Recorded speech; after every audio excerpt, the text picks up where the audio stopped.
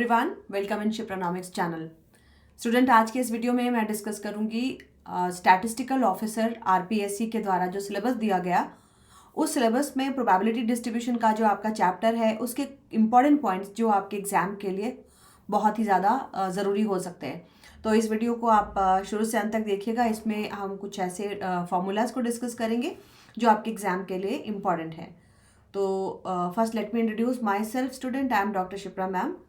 This is my app Shipranomics. आप मेरे app को गूगल प्ले स्टोर से डाउनलोड कर सकते हैं और मेरे ऐप पर सांख्यिकी अधिकारी का कोर्स दिया हुआ है। तो आपके एग्ज़ाम्स काफ़ी नज़दीक आ गए हैं और स्टूडेंट जो भी लाइव क्लासेस हैं वो अभी इस ऐप पर चल रही हैं। आरपीएससी ग्रेड 1 की क्लासेस चल रही हैं, यूजीसी नेट की क्लासेस जून 2024 के लिए, और आप सभी के स्टेट की ऑलमोस्ट जितने भी स्टेट हैं सभी के असिस्टेंट प्रोफेसर की क्लासेस भी चल रही हैं।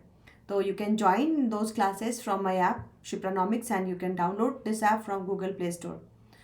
And student, this is my mobile number 9320634901. आप इस नंबर पे मैसेज कर सकते हैं अगर आपकी कोई क्वेरीज हो तो। चलिए अब हम स्टार्ट करते हैं। आज का जो टॉपिक है प्रोबेबिलिटी डिस्ट्रीब्यूशन।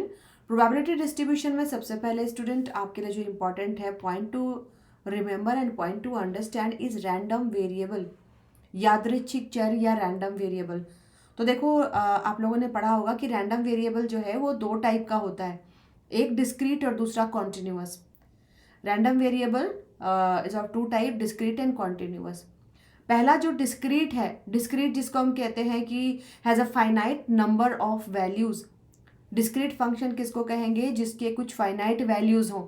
एंड कंटिन्यूअस जो कि कंटिन्यूटी में चलता रहता है, उसका कोई फाइनाइट वैल्यू जो वहाँ पर एक रेंज की तरह हमें मिलता है। तो पहले हम देखेंगे कि रैंडम वेरिएबल का जो डिस्क्रीट फॉर्म है, space a has a finite number of values, इसको हम लिखेंगे कैसे? इसको लिखने का तरीका है कि प्रोबेबिलिटी x1, जहाँ पर x जो है x की वैल्यू x1 से लेकर के x2 से लेकर के xn तक होती है। तो इसको लिखने का तरीका होता है sigma summation n i is equal to n, और नीचे की ओर लिखते हैं i is equal to 1, probability x is equal to x i, मतलब जो पहला यूनिट है रैंडम वेरिएबल का जो फर्स्ट यूनिट है इज इक्वल टू 1। तो discrete space a has a finite number of value, जहाँ पर कुछ सीमित मूल्य हमें मिलते हैं, उसको लिखने का तरीका ये होता है। अब दूसरा है कॉन्टिन्यूअस। कॉन्टिन्यूअस जिसमें हमें एक रेंज मिलता है कॉन्टिन्यूअस वैल्यू का। दूसरा इंपॉर्टेंट पॉइंट है distribution of a continuous random variable. जो मैंने आपको बताया कॉन्टिन्यूअस वेरिएबल जो है उसका डिस्ट्रीब्यूशन को लिखने का तरीका। अब देखो अगर हम इसको लिखने का तरीका होता है स्टूडेंट, आई होप आपको बोर्ड दिखाई दे रहा हो, है ना। इसको लिखने का तरीका होता है जैसे probability x is equal to, probability x is less than और is equal to small x, ठीक है, इज इक्वल टू। अब इंटीग्रेशन इसमें लेते हैं, इसमें हम इंटीग्रेशन या समाकलन को यूज़ करते हैं क्योंकि हमें इसमें अपर एंड लोअर बाउंड्री बतानी होती है। तो lower boundary is negative infinity and upper boundary is x और fx dx, ठीक है। तो distribution of a continuous random variable को लिखने का तरीका है px, जहाँ पर x की वैल्यू इज लेस देन और is equal to small x। अब इसकी हम बाउंड्री लेते हैं तो lower boundary is minus infinity, upper boundary is x fx dx। Uniform distribution third जो, अच्छा इसके पहले स्टूडेंट मैं इसमें एक और चीज़ बता दूं कि अगर fx जो है ये कॉन्टिन्यूअस है, ठीक है, तो इसका डेरिवेटिव हम कैसे निकालते हैं? Derivative dfx by dx।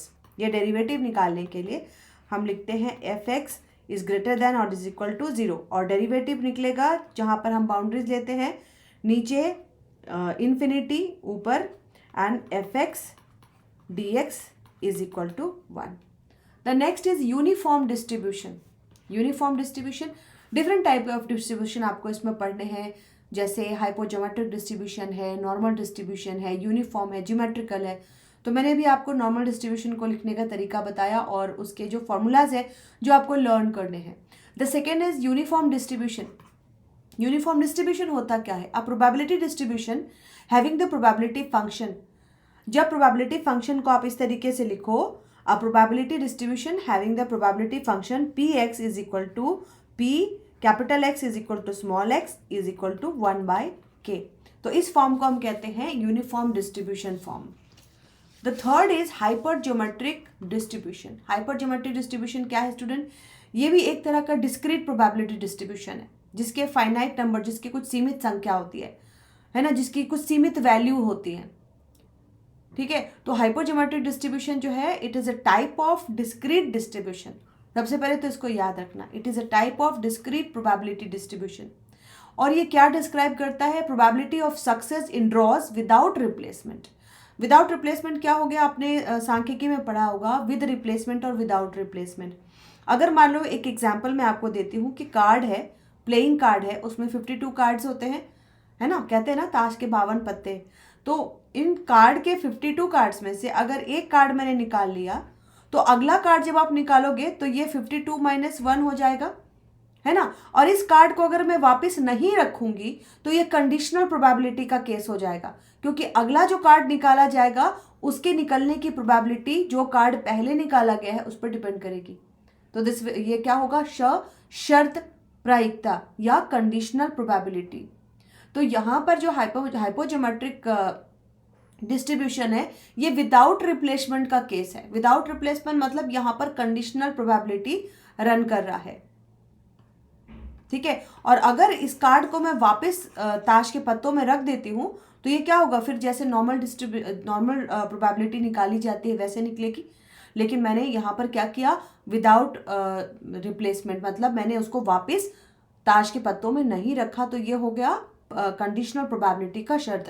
Conditional probability जब आप अगला ड्रॉ करते हो, अगला ताश का पत्ता निकालते हो, तो उसको निकालने की प्रोबेबिलिटी जो पत्ता आपने पहले निकाला था उस पर डिपेंड करेगा।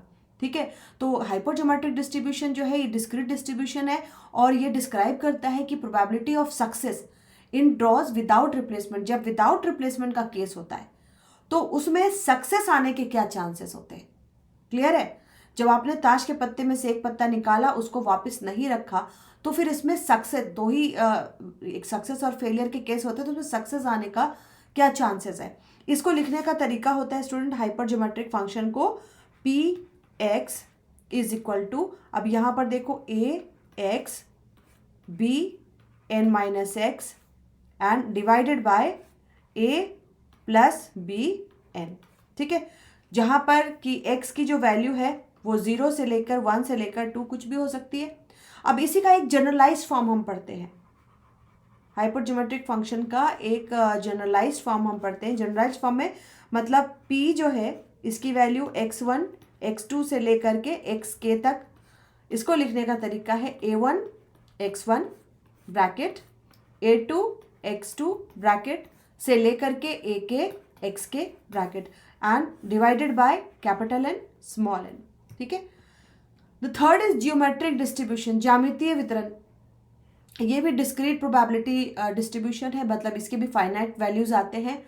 और ये क्या डिस्क्राइब करता है? ये बर्नौली डिस्ट्रीब्यूशन में सक्सेस एंड फेलियर, जो भी जितने भी ट्रायल लिए जाते हैं, बर्नौली डिस्ट्रीब्यूशन खासकर हमने कॉइन के केसेस में पढ़ा है ना। सांख्यिकी में आपने पढ़ा है ना कि जब कॉइन उछाला जाता है, सिक्का उछाला जाता है, उसमें या तो हेड आता है या तो टेल आता है, दो ही आउटकम होते हैं उसके। तो लेकिन जब ट्रायल जो है, ट्रायल ज़्यादा होता है, सिंपल ही अगर हेड और टेल एक ट्रायल अगर हम लेते हैं तो हम सिंपली इसको प्रोबेबिलिटी निकाल सकते हैं। लेकिन अगर ट्रायल की संख्या बढ़ जाती है, मतलब सिक्के को एक बार से ज़्यादा उछाला जा रहा है, 20 बार 25 बार 250 बार ऐसे उछाला जा रहा है, तो इसमें हम क्या करते हैं? बर्नौली डिस्ट्रीब्यूशन का केस लगाते हैं। अब इसमें देखो, प्रोबेबिलिटी डिस्ट्रीब्यूशन डिस्क्राइब करता है a discrete probability distribution. It is a type of discrete probability distribution that describe the chance of achieving success in Bernoulli trial, each having two outcome, success या failure। जैसे हमने बोला कि भाई अगर हम सिक्का उछालते हैं तो हेड आने की प्रायिकता क्या है? That is success. टेल आने की प्रायिकता फेलियर, है ना। तो यहाँ पर हम लिखते हैं ना कि p + q is equal to 1, मतलब सक्सेस और फेलियर मिला करके एक हम लिखते हैं।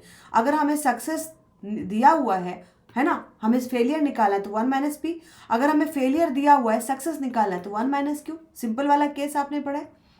अब यहाँ पर आप देखो, मैं इसको इरेज कर देती हूँ, फिर मैं आगे बताती हूँ। अब यहाँ पर देखो, आपको ज्योमेट्रिक फंक्शन जो है, ज्योमेट्रिक डिस्ट्रीब्यूशन जो है, इसको लिखने का भी एक तरीका होता है जी एक्स पी, जहां पी क्या है आपका सक्सेस, और इसको लिखने का एक और तरीका है पी एक्स, जहां पर p capital x is equal to x, और q x minus one p, जहां पर क्यू की वैल्यू जो है 1 माइनस पी है ना। फेलियर अगर निकालना है तो 1 माइनस प्रोबेबिलिटी ऑफ सक्सेस हम लेते हैं, और ये जो एक्स की वैल्यू है, एक्स की वैल्यू 1 2 से लेकर के जितनी वैल्यूज हम लेते हैं। तो स्टूडेंट ये 4 तरह के डिस्ट्रीब्यूशन मैंने आपको बताया, normal distribution, geometric distribution, uniform distribution and hyper geometric distribution. इन चारों का कि ये डिस्ट्रीब्यूशन होते क्या हैं, इनके फॉर्मूलाज क्या होते हैं, इनके मीन क्या है, इनका स्टैंडर्ड डेविएशन क्या है, इसका वेरिएंस क्या है। तो ये जो प्रोबेबिलिटी डिस्ट्रीब्यूशन का चैप्टर, ये बहुत ही इंपॉर्टेंट चैप्टर है आपके एग्जाम के लिए। तो एग्जाम के पहले इस टॉपिक को बढ़िया से देख लें, क्योंकि इस टॉपिक से रिलेटेड सवाल भी आते हैं, ठीक है। तो आई होप मैंने आपको एक क्विक रिवीजन इसका करा दिया, और इसके अलावा भी जितने डिस्ट्रीब्यूशन है उसको एक बारी ज़रूर देख लेंगे, क्योंकि ज्योमेट्रिक डिस्ट्रीब्यूशन, जितने भी प्रोबेबिलिटी डिस्ट्रीब्यूशन है उनसे क्वेश्चंस आते ही आते हैं, ठीक है। आज के लिए इतना ही student, thank you, bye bye. And ये PDF आपको मेरे ऐप शिप्रानॉमिक्स पर उपलब्ध